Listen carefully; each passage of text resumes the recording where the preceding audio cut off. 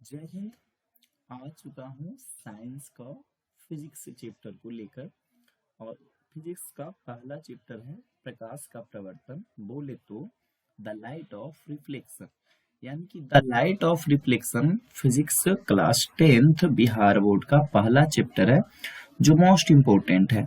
इसको प्रकाश का प्रवर्तन को इंग्लिश में बोल सकते हैं द लाइट ऑफ रिफ्लेक्शन।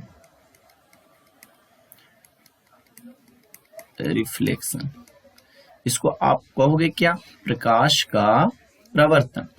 तो प्रकाश के प्रवर्तन में आपको सबसे पहला प्रश्न होगा, प्रकाश के बारे में जानना होगा कि प्रकाश होता क्या है, ये जो प्रकाश है ये क्या है। तो पहला प्रश्न आपके पास है कि प्रकाश क्या है, क्या है? तो आप इसको कैसे बताओगे कि प्रकाश क्या है? तो यहाँ पे आप प्रकाश को लिखोगे, प्रकाश को लिखोगे, उत्तर में क्या लिखोगे कि प्रकाश ऊर्जा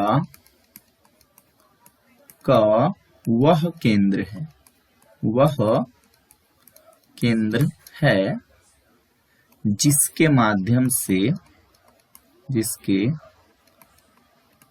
माध्यम से हम सभी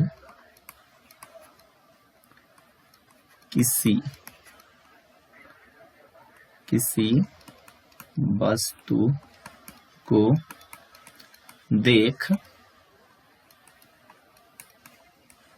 पाते हैं। तो ये है आपका प्रकाश, कि प्रकाश ऊर्जा का वह केंद्र है जिससे हम किसी वस्तु को क्या कर पाते हैं, देख पाते हैं। तो ये प्रकाश हुआ। और प्रकाश के बहुत सारे डिफिनेशन बनते हैं। बाय द वे आपको एक और डिफिनेशन लिखनी है तो आप लिख सकते हो। जैसे कि अगर आपको एक और डिफिनेशन लिखनी है तो लिखोगे कि प्रकाश वैसे बाह्य भौतिक कारक है, बाह्य भौतिक कारक है जो दृष्टि की अनुभूति में सहायक होता है, सहायक होता है। वैसे बाह्य भौतिक कारक को प्रकाश कहा जाता है, प्रकाश कहा जाता है। तो ये नॉर्मल डिफिनेशन आपका रहा प्रकाश का, कि प्रकाश है क्या। प्रकाश तो आप डिफिनेशन में बता सकते हो कि प्रकाश ऊर्जा का वह रूप है, वह केंद्र है जिसके माध्यम से हम किसी वस्तु को देख पाते हैं। तो चैप्टर की स्टार्टिंग हो सकती है। अब चैप्टर के स्टार्टिंग में आपको पहला प्रश्न मिलता है कि प्रकाश का प्रवर्तन किसे कहते हैं। तो प्रकाश का प्रवर्तन किसे कहते हैं, इसको जानने के लिए आपको नीचे आना होगा, यहाँ पे आपको, और फिर आपको बताया जाएगा कि प्रकाश का प्रवर्तन क्या होता है। ठीक है, तो ये है आपका प्रकाश का प्रवर्तन का पहला क्वेश्चन। क्या था? तो प्रकाश का प्रवर्तन का फर्स्ट क्वेश्चन था कि प्रकाश का प्रवर्तन होता क्या है। तो प्रकाश का प्रवर्तन दे देता हूं यहाँ, प्रकाश का प्रवर्तन किसे कहते हैं, किसे कहते हैं, ये प्रश्न आपके पास आया। तो प्रकाश का प्रवर्तन कहोगे कि जब प्रकाश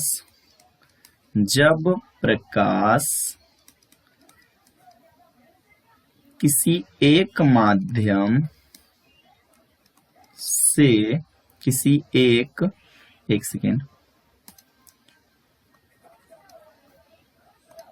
किसी एक माध्यम से चलकर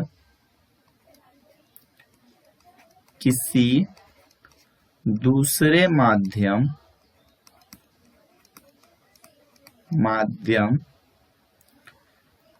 में प्रवेश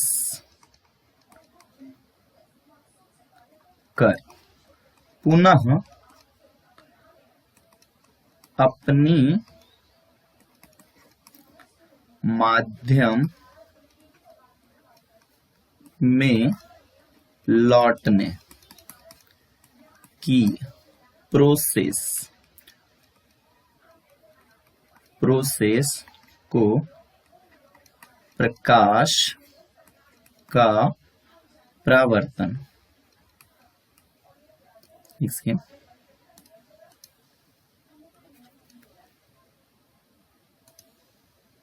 प्रकाश का परावर्तन कहा जाता है। आप फिगर से देखोगे कि ये बाय द वे प्रकाश है, तो प्रकाश से आ रही जो किरण होती है वो आपतित किरण, मतलब एक माध्यम से चलकर दूसरे माध्यम में प्रवेश किया, यानी कि इधर से प्रकाश आ रही है और इस माध्यम में प्रवेश किया और पुनः फिर अपनी दिशा में वापस लौट जाना, यानी कि ये माध्यम से फिर अपनी दिशा में वापस लौटने की घटना को प्रकाश का प्रवर्तन कहा जाता है। तो प्रकाश के प्रवर्तन में एक और प्रश्न आपके साथ आएगा कि प्रकाश से जो निकलता किरण है, यानी कि प्रकाश से आ रही किरण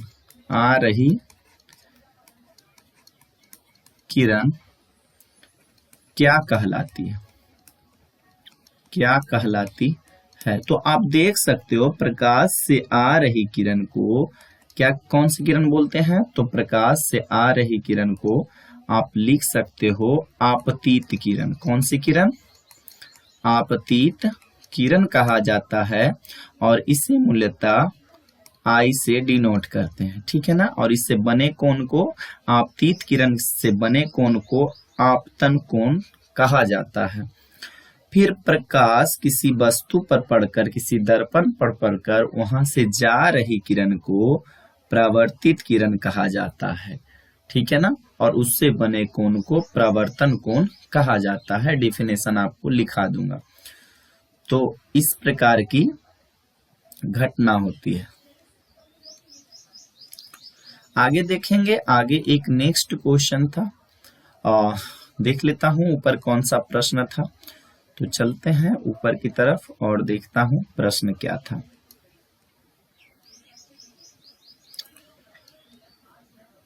हाँ, यहाँ पे प्रकाश का प्रवर्तन का चित्र कह रहा था। तो प्रकाश की प्रवर्तन की चित्र आपको दिया गया है। ये है प्रकाश का प्रवर्तन की चित्र। प्रकाश की यानी क भी कर सकते हो, प्रवर्तन। तो प्रकाश का प्रवर्तन का ये क्या है, चित्र दिया गया है, चित्र दिया गया है। तो इसमें क्या दिया गया है, प्रकाश का प्रवर्तन कहा गया है कि आपतित किरण, परावर्तित किरण। प्रकाश के प्रवर्तन के सचित्र रूप में आपको इसके दो गुण देखने को मिलेंगे, आपतित किरण, परावर्तित किरण। तथा ये जो अविलंब है और यहाँ है, ये इस बिंदु को कहा जाता है आपतन बिंदु। कौन सा बिंदु? आपतन बिंदु, आपतन बिंदु। तो ये हुआ आपका आपतन बिंदु, यानी कि आपतित किरण, प्रवर्तित किरण तथा आपतन बिंदु पर कौन सा डाला गया विलंब, तीनों कहाँ, एक ही तली यहाँ पे मिला है, ठीक है ना। तो ये प्रकाश का प्रवर्तन का फर्स्ट नियम है। तो प्रकाश का प्रवर्तन का फर्स्ट नियम आगे जानेंगे, प्रश्न है, सिर्फ चित्र के लिए संदर्भित कर रहे हैं। फिर दूसरा है, प्रकाश के प्रवर्तन के दो नियम होते हैं, जिसमें पहला तो बता दिया, दूसरा है कि आपतन कोण, यानी कि ये है, इसे आई से डिनोट करेंगे आपतन कोण को, और प्रवर्तन कोण को आर से डिनोट करेंगे। तो आपतन कोण की जो भुजा होती है ज्या होती है, और प्रवर्तन कोण की जो ज्या यानी भुजा होती है, दोनों आपस में क्या होते हैं, बराबर होते हैं। तो ये रूल नंबर सेकेंड था, द लाइट ऑफ रिफ्लेक्शन यानी प्रकाश का प्रवर्तन। तो ये यानी क्वेश्चन नंबर सेकेंड का आंसर हुआ, सचित्र वर्णन किया गया। आगे क्वेश्चन नंबर थर्ड की तरफ चलते हैं। क्वेश्चन नंबर थर्ड क्या कहता है?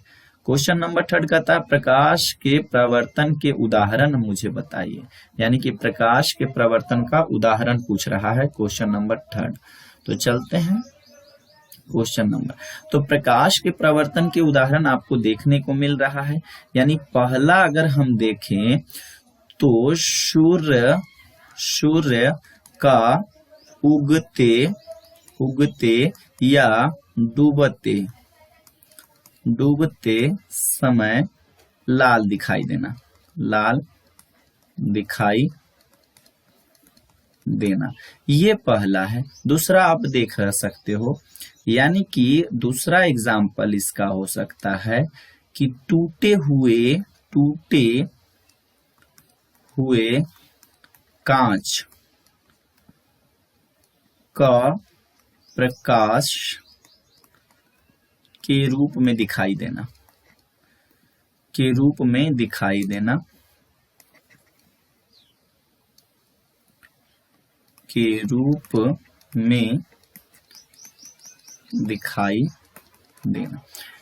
तीसरा एग्जाम्पल आपके पास है कि दर्पण, जो दर्पण बोले तो यहाँ पे आप आईना भी कर सकते हो।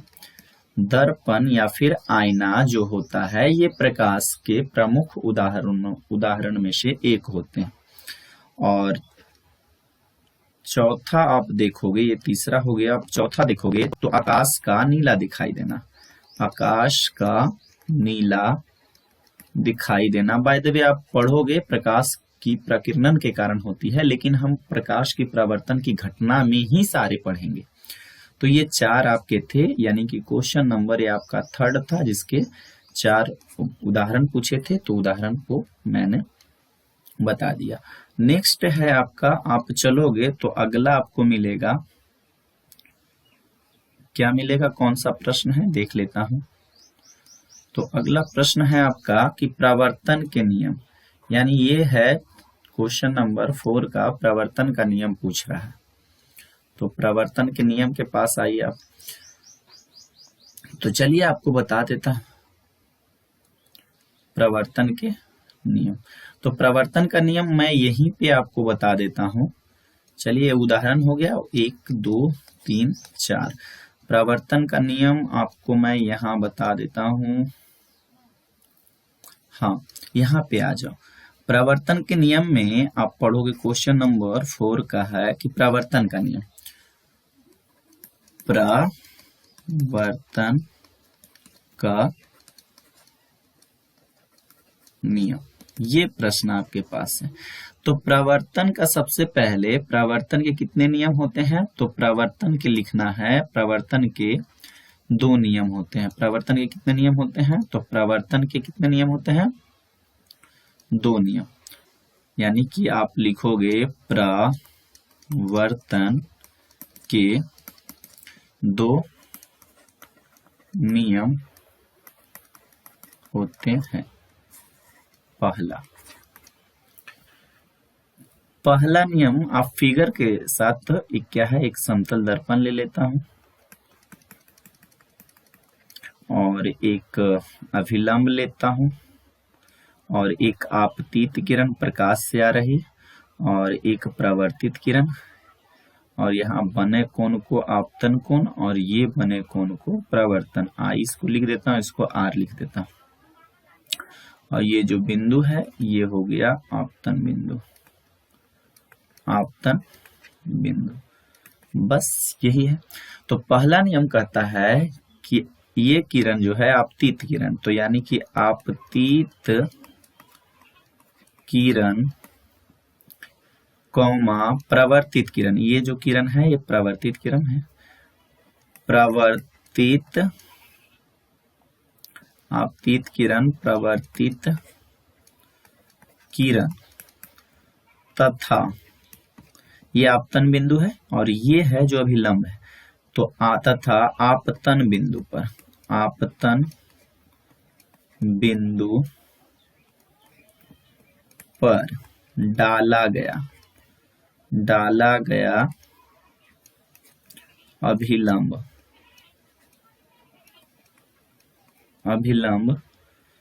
तीनों, यानी कि आप देख सकते हो इसकी लाइन भी, इसकी लाइन और इसकी लाइन एक ही जगह पर, एक ही तल में, अभिलंब तीनों एक ही तल में होते हैं, तल में होते हैं। ये यानी कि प्रवर्तन का पहला नियम है। और दूसरा नियम देखोगे तो दूसरा नियम भी आसान है इसका। तो दूसरा नियम क्या कहता है? दूसरा नियम में कहता है, ये तो आसान है, तो आपतित किरण से बने कोण को ये आपतन कोण कहेंगे। क्या कहेंगे? आपतन कोण। अब प्रवर्तित किरण से बने कोण को कहेंगे परावर्तन कोण, परावर्तन कोण। तो यहाँ पे आप लिख सकते हो कि आपतन कोण ब्रैकेट में आई तथा परावर्तन कोण ब्रैकेट में आर आपस में बराबर होते हैं। तो ये नियम था आपका, यानी कि प्रकाश का प्रवर्तन का। आगे देखिएगा कौन सा प्रश्न कह रहा है। आगे देखोगे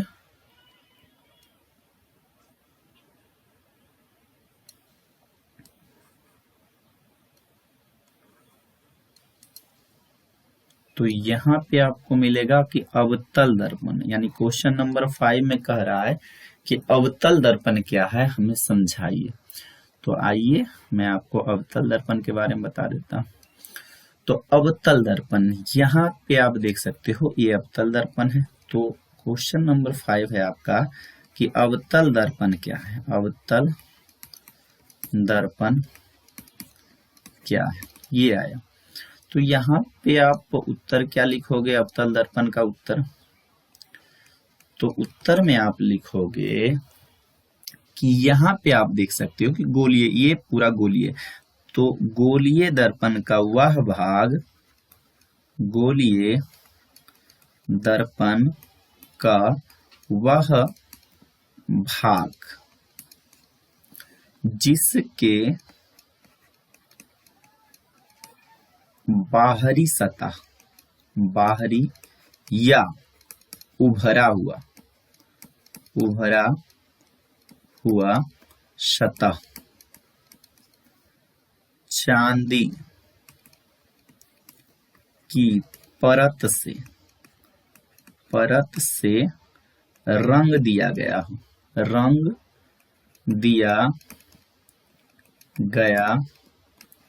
हो तथा प्रवर्तन धसी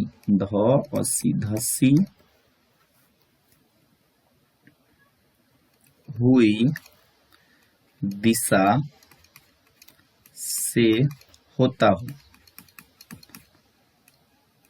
हो क्या कहलाता है?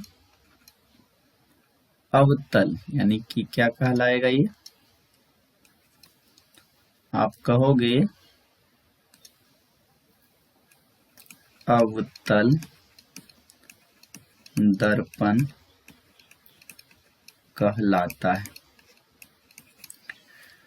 यानी कि गोलीय दर्पण का वह भाग जिसकी बाहरी या उभरा हुआ सतह चांदी की परत से रजतीत कर दिया गया हो और प्रकाश की प्रवर्तन की घटना धंसे हुए भाग से होता हो, तो वह हमारा है अवतल दर्पण। आप ये देख सकते हो, ये अवतल दर्पण का चित्र बनाया गया है और इधर आप इस प्रकार से रंग दिया गया है चांदी की परत से, और इधर से आ रही आपतित किरण को मैंने बताया है, प्रकाश से आ रही किरण को किस किरण के रूप में जानते हैं?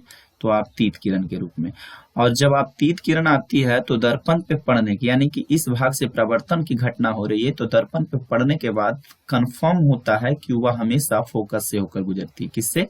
फोकस से होकर गुजरती है। तो आपतित किरण आती है प्रकाश से, यानी कि धसे हुए भाग से जिसका परावर्तन होता है वो अवतल दर्पण होता है।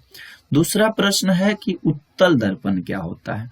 तो उत्तल दर्पण इसी का अपोजिट होता है। इसी का अपोजिट जो होता है वो उत्तल दर्पण होता है। आप कहोगे कि उत्तल दर्पण किसका अपोजिट होता है? तो आप कहोगे, अगर उत्तल दर्पण का डिफिनेशन लिखना है तो आप नीचे आ जाओगे कि उत्तल दर्पण होता क्या है, यहाँ पे कि उत्तल दर्पण क्या है। उत्तल दर्पण क्या है, ये प्रश्न मेरे सामने आया। तो उत्तल दर्पण के बारे में आप जानना चाहोगे तो यहां हो जाएगा उत्तर में आपका कि गोलीय दर्पण का वह भाग, गोलीय दर्पण का वह भाग जिसके बाहरी यहाँ पे एक सेकेंड, जिसके भीतरी या धसा हुआ भाग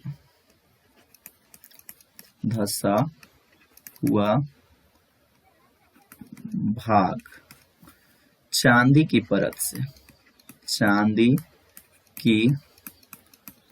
परत से रजतीत यानी रंग दिया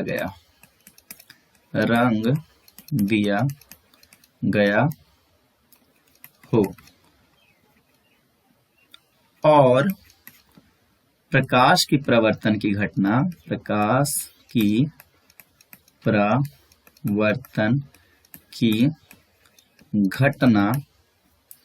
उभरे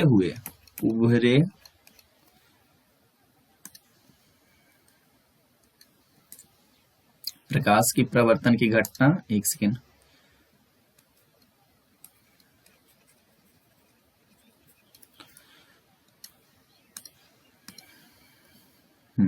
प्रकाश की प्रवर्तन की घटना उभरे हुए भाग से हो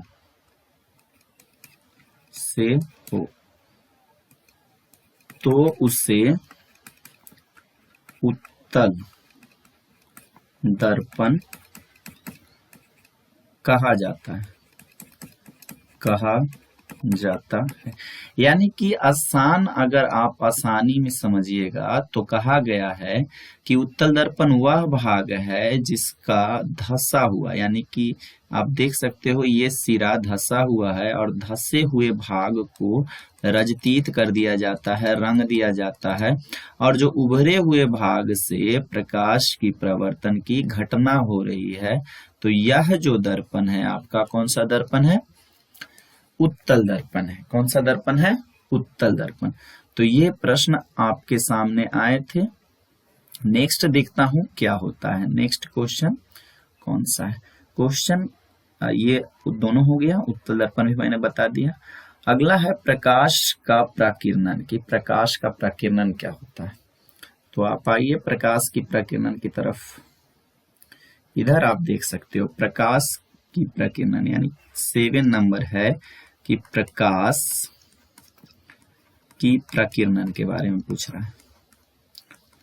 तो प्रकाश की प्रकीर्णन क्या होता है? तो प्रकाश की प्रकीर्णन आप कहोगे, एक सेकेंड, अब क्या कहोगे? प्रकाश की प्रकीर्णन यानी कि प्रकाश जब किसी धूल कण या कोहरा अथवा धुआं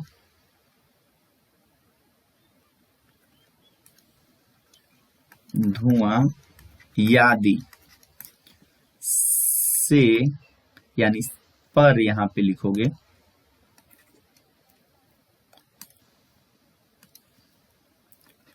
पर पढ़कर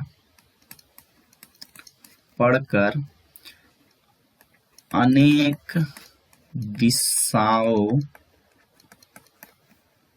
में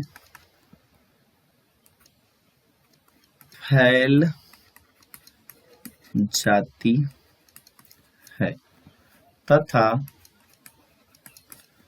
जब वह किसी वस्तु पर पड़ती है तो उसे प्रकाश का प्रकीर्णन कहा जाता है। यानी कि सबसे आसान एग्जाम्पल, यानी कि प्रकाश जब किसी कण, धूल कण या किसी भी वस्तु पर पड़कर फिर पुनः यानी कि किसी पूर्ण रूप से किसी वस्तु पे पड़ती है तो उस प्रकार की घटना को हम प्रकाश का प्रकीर्णन कहेंगे। और प्रकाश का प्रकीर्णन में सबसे इंपॉर्टेंट होता है टिंडल प्रभाव, यानी कि Tyndall effect. By the way, Tyndall effect में देखोगे आप कि यहाँ पे हमारे पास एक टॉर्च है। क्या है? टॉर्च है। और टॉर्च, मेरे पास 2 ग्लास है जिसमें एक ग्लास में पानी है और एक ग्लास में जो पानी है इसमें मिक्स है कलर, यानी कि आप इसमें दूध डाल दो और उसके बाद यहाँ पे आप पहले पानी वाले ग्लास पे प्रकाश मारना, तो इसमें रास्ता क्लियर नहीं दिखाई देगी। लेकिन आप देखोगे कि दूध वाले ग्लास में जब आप पानी वाले ग्लास पे मारोगे तो क्लियर नहीं दिखाई देगी, लेकिन आप यहाँ पे जिसमें दूध गया हुआ था तो इसमें छोटे छोटे कण दिखाई देंगे जो टिंडल प्रभाव के होते हैं। तो इसी प्रकार की जो घटना होती है हमारे प्रकीर्णन की घटना होती है। यानी प्रकीर्णन में आप देख सकते हो आकाश मूल्यता क्या होता है? आकाश काला है, आकाश काला होता है लेकिन दिखाई क्या देता है? नीला।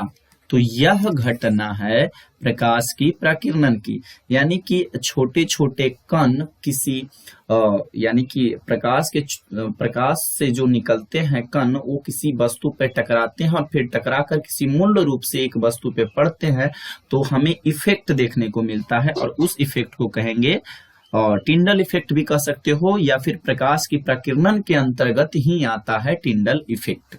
ठीक है ना? इस विलयन को कहते हैं कोलाइड विलयन, यानी छोटे छोटे जो कण एक दूसरे में मिलते हैं उसे कोलाइड विलयन के रूप में संदर्भित किया जाता है। तो आगे देखेंगे नेक्स्ट क्वेश्चन कौन सा है? आप यहाँ पे लास्ट है क्वेश्चन नंबर 8 कि दैनिक जीवन में प्रकाश का प्रवर्तन के उदाहरण। तो दैनिक जीवन में आ जाइए प्रकाश के प्रवर्तन के कुछ महत्वपूर्ण उदाहरण जो आपको है, यानी कि ये क्वेश्चन नंबर 8 है और इसके लिए पूछ रहा है कि दैनिक जीवन में बताइए आप कि कुछ उदाहरण बताइए। तो यहाँ पे है दैनिक जीवन में, दैनिक जीवन के उदाहरण, दैनिक जीवन के उदाहरण किसका? प्रकाश का प्रवर्तन का, प्रकाश का प्रवर्तन का। तो आप देख सकते हो कि मैंने बताया था कि यानी आकाश मूलतः काला होता है लेकिन आपको नीला दिखाई देता है। तो इसका दैनिक जीवन का उदाहरण है कि आकाश आपको नीला दिखाई देता है, उसका कारण है प्रकाश का प्रवर्तन। सूर्य मूलतः उगते समय लाल, क्या है? लाल, और डूबते समय लाल दिखाई देता है। इसका प्रमुख कारण है प्रकाश का प्रवर्तन। तो ये रहा आपका प्रकाश का प्रवर्तन के कुछ महत्वपूर्ण, और इसका क्लास पूर्ण रूप से कंप्लीट हो जाएगा।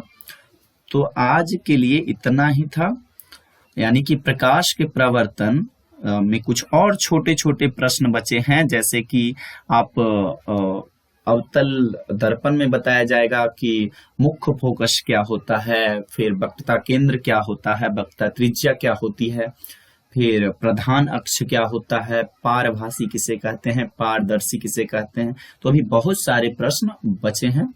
आज के लिए इतना ही। Thank you very much.